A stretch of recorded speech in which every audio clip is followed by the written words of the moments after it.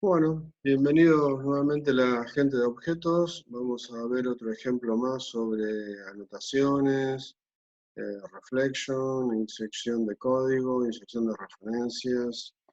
Este es un ejemplo un poquito más complejo para ver lo que se puede hacer, pero bueno, también les recomiendo ver los videos anteriores de reflection y el otro ejemplo que vimos de anotaciones, de uso de anotaciones. ¿De qué se trata este código? Este código lo van a encontrar en esta ubicación. Este proyecto lo van a encontrar subido acá en esta ubicación, en grch.com.ar, /docs, /bdd, /apuntes, unidad.i latina minúscula, /java.anotaciones, base de datos 2, base de datos distribuidas, apuntes, unidad 2, Java anotaciones. Bien, se llama doc anotación 2. Vamos a ver de qué se trata esto. Bueno, les cuento. Tenemos una serie de procesos acá, ¿sí? Todo proceso que pueda ser ejecutado tiene que implementar la interfaz procesable, ¿sí? La interfaz procesable me obliga a implementar el método proceso, es decir, que todo aquel proceso que yo pretenda ejecutar tiene que implementar la interfaz procesable y por ende el método proceso, ¿sí? Bien, entonces mi proceso 1 sería un proceso ejecutable, mi proceso 1.1 también, mi proceso 3, etc. Bien, entonces cada proceso a su vez, además de implementar procesable, va a tener una anotación a nivel de clase, ¿no? A nivel de clase que se llama procesar.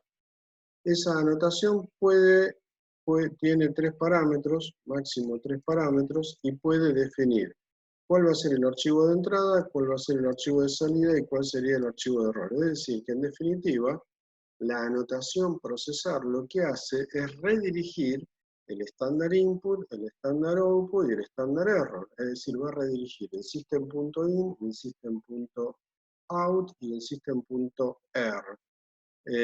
Toda esa redirección de la entrada y la salida se indica en la anotación procesar. Entonces, repito, mi proceso 1 sería un proceso porque implementa procesable, ¿sí? Y al indicar la anotación procesar, le estamos diciendo de dónde el proceso va a tomar el estándar input, el estándar output y el estándar error. Entonces, en definitiva, el proceso va a implementar su método proceso, ¿sí? Que lo obliga a la interfaz procesable, tomando y haciendo algo desde el sistema del estándar input, ¿sí? En este caso se leen dos caracteres, se imprimen esos dos caracteres en el estándar output y termina. Es todo lo que hace este proceso de proceso 1, ¿no? Bien, y así sucesivamente lo van a hacer los diferentes procesos, ¿sí? Por ejemplo, proceso 3 no está anotado, es decir, no tiene la anotación que tiene la anotación procesar, no tiene ninguna anotación. Por lo tanto, acá sí se van a tomar dos caracteres del estándar input, es decir, el teclado.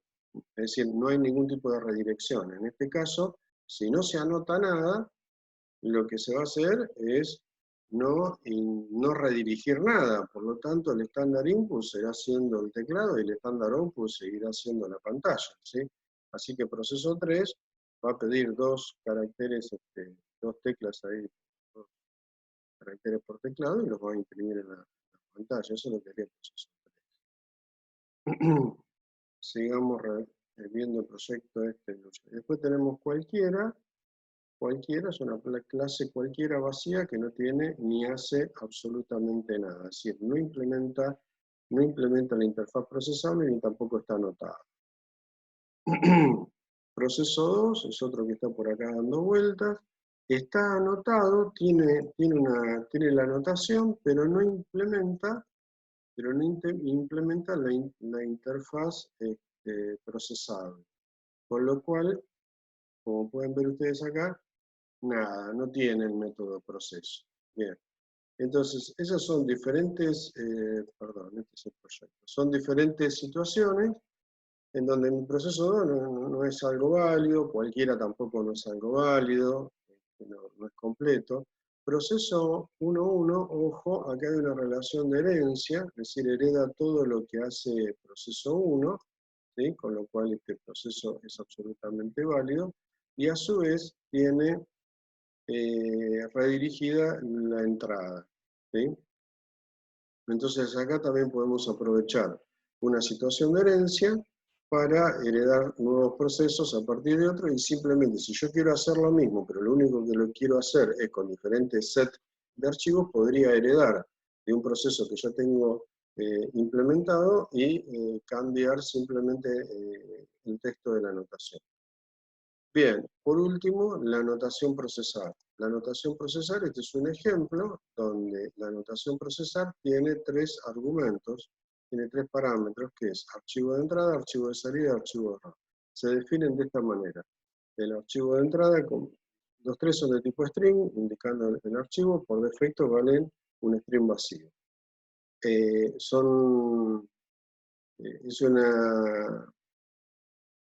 Es una anotación que va a salir en la parte, cuando le ponemos @documented, va a ser tenido en cuenta, digamos, en el Javadoc. Si cuando se arma la documentación de la clase va a salir indicado que esa interfaz implementa que esa clase implementa o tiene asociado esta anotación. @retention ya lo hemos hablado, pero bueno, en este caso va a quedar grabado en el punto clase, en el tiempo de runtime esto va a estar disponible. Y el target, el element type, indica que esta anotación es a nivel de clase, ¿sí? Bien, y digamos que esto también está indicando, digamos, de que permite, digamos, una relación de herencia cuando lo podemos observar en proceso 1.1, digamos que deriva de proceso 1. Bueno, entonces, en definitiva, esto lo que hace es una especie de ejecutor de procesos batch.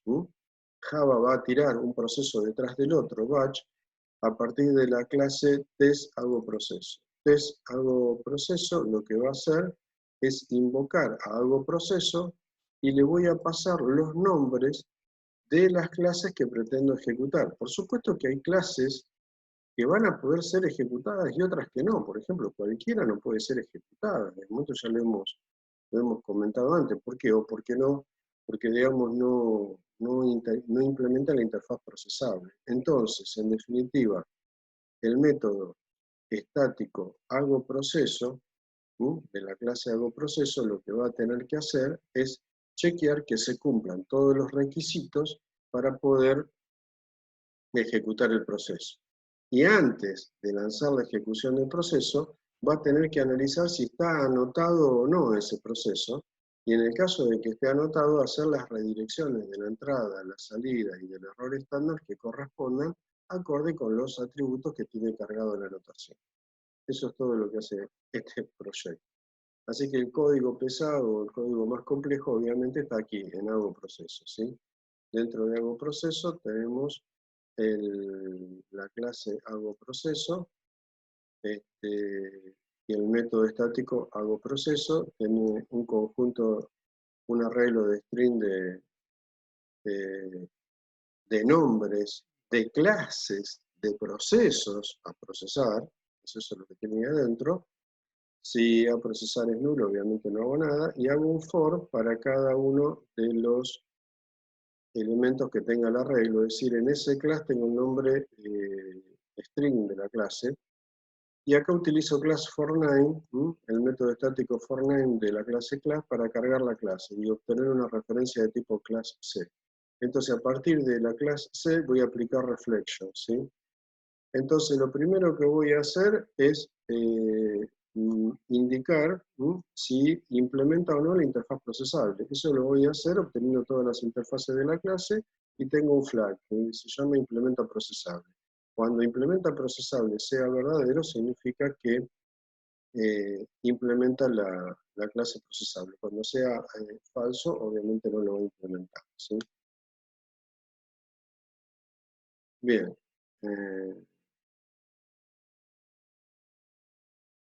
Puedo crear un objeto y si no implementa procesable, puedo crear un objeto de esa clase y intentar con instance of de procesable como otro segundo método para intentar determinar si implementa procesable, porque esto puede ser derivado de otro, ¿no? Cuando hay una relación, cuando puede venir derivado de otro, una forma más segura también es crear el objeto y preguntar si es instancia de procesable. Esa es otra forma. Entonces, si implementa procesable es que lo puedo ejecutar. Vamos a ver abajo de todo este if. Si no, lo que va a hacer es decir, tal clase, el nombre de la clase, no implementa la interfaz procesable, ¿sí? Volvamos nuevamente al if que estaba acá arriba. Bien. Luego, si implementa la interfaz procesable, dice hago proceso, intento ejecución de tal clase. Perfecto. Lo que va a hacer, entonces, es crear una nueva instancia de tipo procesable, porque como implementa esa interfaz, yo puedo declararlo de ese tipo, al objeto que cree de ese tipo. Bien. Entonces, vamos a tener una referencia en PANN. Vamos a buscar perdón, en procesable P tenemos una referencia del proceso a ejecutar. Vamos a buscar la notación procesar, vamos a ver si procesar tiene la notación procesar.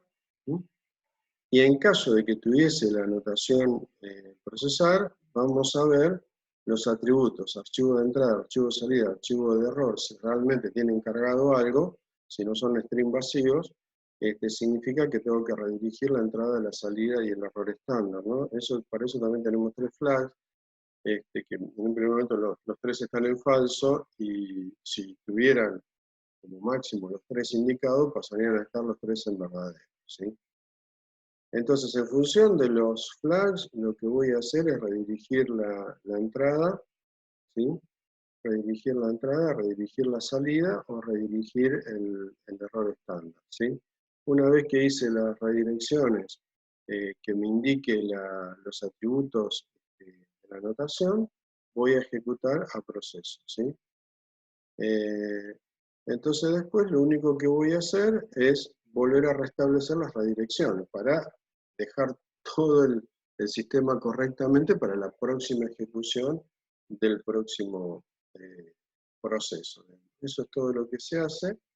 Como pueden ver, es un código de 100 líneas de código aproximadamente, ¿sí? Simplemente, descontando los comentarios, son menos de 100 líneas de código, y con eso tenemos un ejecutor batch que tiene en cuenta, digamos, todas las anotaciones, y podemos hacer todo tipo de procesos tomando de la entrada estándar, la salida estándar y el error estándar, digamos, redirigido hacia donde nosotros querramos, ¿no? Es decir, serviría para ese estilo de procesamiento batch que había en los mainframes, me acuerdo, en una época gloriosa, digamos, que me tocó trabajar también, en donde la idea era que todo proceso tenía un archivo, uno o más archivos de entrada, algún proceso para hacer y uno o más archivos de salida. En este caso, bueno, ahora la anotación solamente soporta, digamos, que la salida la enviemos digamos, a un archivo, la salida estándar y el error estándar a un archivo, puede ser el mismo, distinto, pero bueno, sería más o menos un ejercicio de ejecución de esa forma, ¿sí? Bien, ahí ponemos en marcha y por supuesto tenemos algunos mensajes de error. Como pueden ver ustedes, la máquina virtual quedó ejecutándose acá y todavía en la consola no tenemos algunas salidas, pero no hemos visto todo. Acá lo que está pasando es que que se ha quedado esperando a que yo tipee. ¿Se acuerdan que había uno de los procesos que pedía dos datos por teclado? Y como no estaba anotado y no estaba redirigida la entrada estándar, me lo está pidiendo por teclado. Ese es el problema que estamos. Acá vemos la salida, dice hago proceso, intento la ejecución de la clase mi proceso 1, ¿sí? Tomo la entrada de mi entrada, la salida de mi salida, intento la ejecución de la clase mi proceso 3, ¿sí? Mi proceso 2 no implementa la interfaz procesable, acá tenemos un error, ¿sí?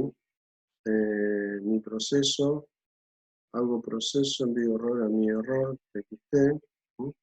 Bien, acá mi proceso 3 no tiene ninguna redirección, así que voy a poner una tecla, ¿sí? Para que esto continúe, ¿sí? Bien.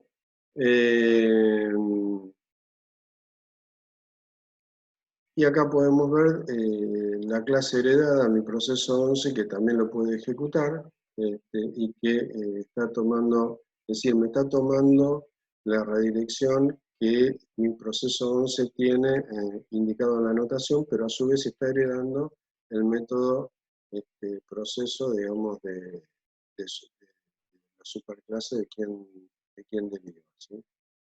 El proceso 11 está tomando mi otra txt. ¿Sí? Bien, si observamos, acá tenemos los archivos, ¿sí?